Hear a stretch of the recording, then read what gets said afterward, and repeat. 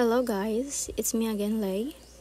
For today's video ay pupunta kami sa bahay namin sa kampo na hindi pa tapos talaga gawa ngang kinapos sa budget. Kasama ko nga pala dito si Papa at kami po ay maglilinis. As you can see guys, hindi pa talaga tapos yung bahay at nilulumot na talaga. So, pinging budget, ganon. So, konting tour muna tayo guys.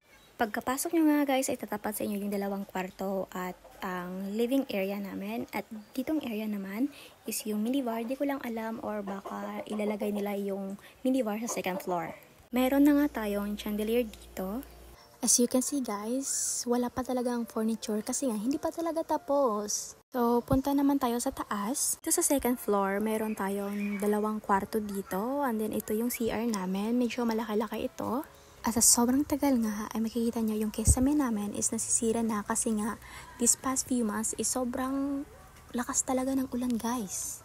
And then ito naman yung kwarto ni ate pero lock siya guys kasi may mga gamit dyan. And then dito naman sa labas meron ng isang kwarto. Ito yata yung kwarto ni Kuya Balong. Ayan, medyo malaki. Bumaba muna ako kasi tinawag ako ni Papa and linisan ko daw yung mga kwarto kasi nga apakadaming lawaan alikabok. And then, lilinisan ko muna yung kwarto ko guys. So, hindi ko alam kung anong tawag dyan. Pero, hindi nyo nakikita siya. Pero, apakadami talaga. Yung parang dumidikit sa dingding. Yan. Hindi ko alam kung anong tawag dyan. So, next naman natin lilinisan yung kwarto ni Ate Jojoy. At, bet na bet ko tong lights na to. So, and then, bumaba muna ako kasi may pinakailalim pa. At, napupugaran na ng mga ano ba yan tawag dyan? Salibabatang ba yan? Hindi ko alam. At, apakadami nila. Ayos nga pala dito ni Papa yung motor sa tubig kasi ang tagal na bago ito napaandar. Dito nga sa baba ay mayroong malaking dalawang kwarto. Ito naman yung kitchen namin. And may mga sili pa nga dito guys. And meron naman tayo ditong poso nga rin pala. And then CR. So bali tatlo yung CR namin dito sa bahay. Inutusan nga ako dito ni Papa na isaksak sa taas ang tubig. Pagkasaksak ko nga ay pumunta ako sa rooftop kasi andun yung hose ng tubig guys.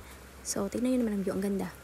So, ito, medyo natatakot ako dito kasi parang sira na yung parang hagdan. So, yan. Ito nga pala yung view kapag nasa rooftop, guys. Apakaganda. Si Papa nga lang ang nagpatuloy kasi ako ay bababa at i-continue ang aking ginagawa kanina sa paglilinis.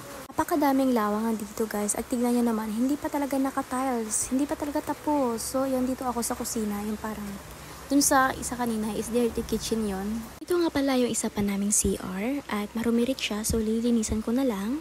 Dahil sa lakas ng ulan ay nasira nga yung kisame namin gawa nga tumatagos yung tubig galing sa rooftop. Pero okay na rin naman ngayon guys kasi pinaayos na. Bumaba nga ulit ako para kunin ang mga sili at si Papa naman na inaayos ang poso kasi walang tubig na lumalabas. At sinunog lahat ng mga nakakalat sa bahay. Natapos na nga namin linisan ang sa loob at dito naman kami sa labas magbubunot ng mga halaman. At ito nga ay dumaan yung classmate ko nung high school pa kami.